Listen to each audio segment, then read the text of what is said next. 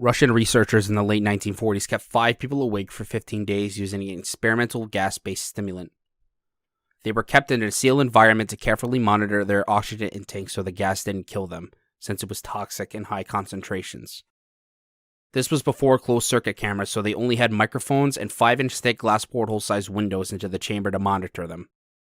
The chamber was stocked with books, cots to sleep on, but no bedding, running water and toilet, and enough dried food to last all 5 for over a month. Test subjects were political prisoners deemed enemies of the state during World War II. Everything was fine for the first 5 days. The subjects hardly complained having been promised, falsely, that they were to be freed if they submitted to the test and did not sleep for 30 days. Their conversations and activities were monitored, and it was noted that they continued to talk about increasingly traumatic incidents in their past, and the general tone of their conversations took a darker aspect after the 4th day mark. After 5 days, they started complaining about the circumstances and events that led them to where they were, and started to demonstrate severe paranoia. They stopped talking to each other and began alternately whispering into the microphones and one-way mirrored portholes.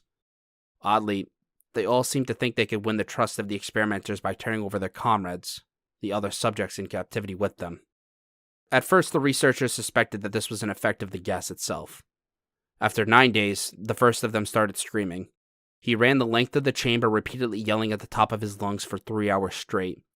He continued attempting to scream, but was only able to produce occasional squeaks.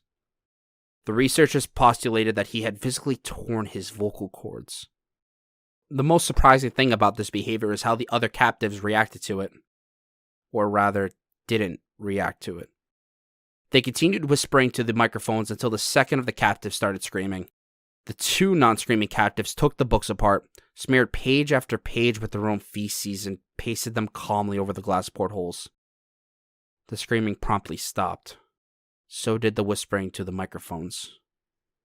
After 3 more days passed, the researchers checked the microphones hourly to make sure that they were working, since they thought it impossible that no sound could be coming with 5 people inside. The oxygen consumption in the chamber indicated that all 5 must still be alive. In fact, it was the amount of oxygen 5 people would consume at a very healthy level of strenuous exercise. On the morning of the 14th day, the researchers did something they said they would not do to get a reaction from the captives. They were going to use the intercom inside the chamber, hoping to provoke any response from the captives they were afraid were either dead or vegetables. They announced, "We are opening the chamber to test the microphones. Step away from the door and lie flat on the floor, or you will be shot. Compliance will earn one of you your immediate freedom." To their surprise, they heard a single phrase in a calm voice respond. "We no longer want to be freed." Debate broke out amongst the researchers and the military forces funding the research. Unable to provoke any more response using the intercom, it was finally decided to open the chamber at midnight on the 15th day. The chamber was flushed of the stimulant gas and filled with fresh air, and immediately voices from the microphone began to object. 3 different voices began begging, as if pleading for the life of loved ones, to turn the gas back on. The chamber was opened, and soldiers were sent in to retrieve the test subjects. They began to scream louder than ever, and so did the soldiers when they saw what was inside. 4 of the 5 subjects were still alive, although no one could rightly call the state that any of them in life. The food rations past day 5 had not been so much touched. They were chunks of meat from the dead test subject's thighs and chest stuffed into the drain in the center of the chamber, blocking the drain and allowing 4 inches of water to accumulate on the floor. Precisely how much of the water was on the floor was actually blood was never determined. All 4 surviving test subjects had large portions of muscle and skin torn away from their bodies. The destruction of flesh and exposed bone on their fingertips indicated that the wounds were inflicted by hand, not with teeth as the researchers initially thought. Closer examination of the position and angles of the wounds indicated that most, if not all of them, were self-inflicted. Abdominal organs below the ribcage of all 4 test subjects had been removed, while the heart, lungs, and diaphragm remained in place. The skin and most of the muscles attached to the ribs had been ripped off, exposing the lungs through the ribcage. All of the blood vessels and organs remained intact. They had just been taken out and laid on the floor, fanning out around the eviscerated but still living bodies of the subjects. The digestive tract of all 4 could still be seen working, digesting food. It quickly became apparent that what they were digesting was their own flesh that they had ripped off and eaten over the course of days. Most of the soldiers were Russian special operatives at the facility, but still many refused to return to the chamber to remove the subjects. They continued to scream to be left in the chamber and alternately begged and demanded that the gas be turned on, lest they fall asleep. To everyone's surprise, the test subjects put up a fierce fight in the process of being removed from the chamber. One of the Russian soldiers died from having his throat ripped out. Another was gravely injured by having his testicles ripped off and an artery in his leg severed by one of the subject's teeth. Another 5 of the soldiers lost their lives, if you count the ones that committed suicide in the weeks following the incident. In the struggle, one of the 4 living subjects had a spleen rupture and he bled out almost immediately. Medical researchers attempted to sedate him, but this proved impossible. He was injected with more than 10 times the human dose of morphine derivative and still fought like a cornered animal, breaking the ribs and arm of a doctor. When his heart was seen to beat for a full 2 minutes after he had bled out to the point that there was more air in his vascular system than blood. Even after it stopped, he continued to scream and flail for another 3 minutes, struggling to attack anyone in reach and just repeating the word, "More!" over and over, weaker and weaker, until he finally fell silent. The surviving 3 test subjects were heavily restrained and moved to a medical facility. The 2 with the intact vocal cords continuously begged for the gas, demanding to be kept awake. The most injured of the 3 was taken to the only surgical operating room the facility had. In the process of preparing the subject to have his organs placed back within his body, it was found that he was effectively immune to the sedative they had given him to prepare him for the surgery. He fought furiously against his restraints when the anesthetic gas was brought out to put him under. He managed to tear through most of the 4-inch leather strap on one wrist, even though the weight of a 200-pound soldier was holding that wrist as well. It only took a little more anesthetic than normal to put him down, and the instant his eyelids fluttered and closed, his heart stopped.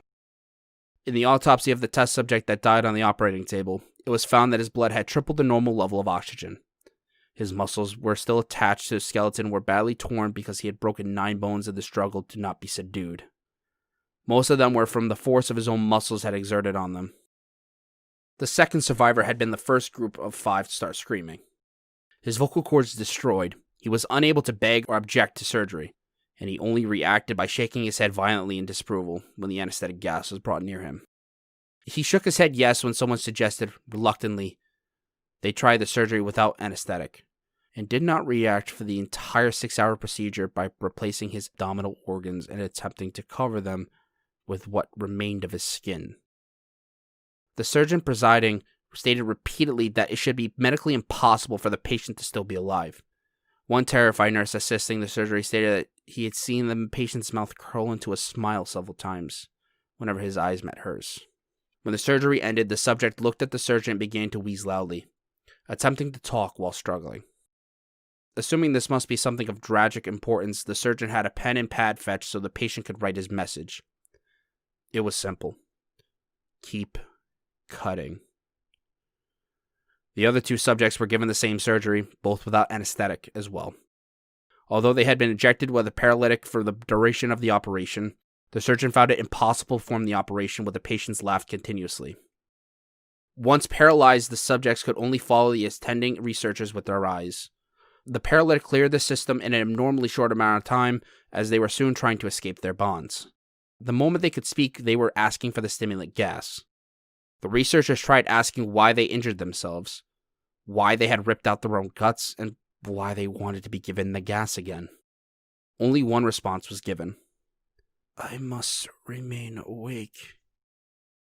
All 3 subjects' restraints were reinforced and they were placed back into the chamber awaiting determination as to what should be done with them. The researchers, facing the wrath of the military benefactors for having failed the stated goals of their projects, considered euthanizing the surviving subjects. The commanding officer, a former KGB agent, instead saw potential and wanted to see what would happen if they were to be put back on the gas. The researchers strongly objected, but were overruled. In preparation for being sealed in the chamber again, the subjects were connected to an EEG monitor and had their restraints padded for long-term confinement. To everyone's surprise, all 3 stopped struggling the moment it was let slip that they were going to go back on the gas. It was obvious at this point all 3 were putting up a great struggle to stay awake. One of the subjects that could speak was humming loudly and continuously. The mute subject was straining his legs against the leather bonds with all his might. First left, then right, then left again for something to focus on. The remaining subject was holding his head off his pillow and blinking rapidly. Having been the first to be wired for EEG, most of the researchers were monitoring his brainwaves in surprise. They were normal most of the time, but sometimes flatlined inexplicably. It looked as if he were repeatedly suffering from brain death before returning back to normal. As if focused on paper scrolling out of the brainwave monitor, only one nurse saw his eyes slip shut, and at the same moment his head hit the pillow. His brainwaves immediately changed to that of a deep sleep, then flatlined for the last time as his heart simultaneously stopped. The only remaining subject that could speak started screaming to be sealed in now. His brainwaves showed the same flatlines as one who had just died from falling asleep. The commander gave the order to seal the chamber with both subjects inside, as well as 3 researchers. One of the named 3 immediately drew his gun and shot the commander point blank between the eyes, then turned the gun on the mute subject and blew his brains out as well. He pointed his gun at the remaining subject, still restrained to a bed as the remaining members of the medical and research team fled the room. "I won't be locked in here with these things. Not with you!" he screamed at the man strapped to the table. "What are you?" he demanded. "I must know!" The subject smiled. "Have you forgotten so easily?" the subject asked. "We are you. We are the madness that lurks within you all, begging to be free at every moment in your deepest animal mind. We are what you hide from in your beds every night. We are what you sedate into silence and paralysis when you go to the nocturnal haven where we cannot tread." The researcher paused, then aimed at the subject's heart and fired. The EEG flatlined as the subject weakly choked out, "So nearly free."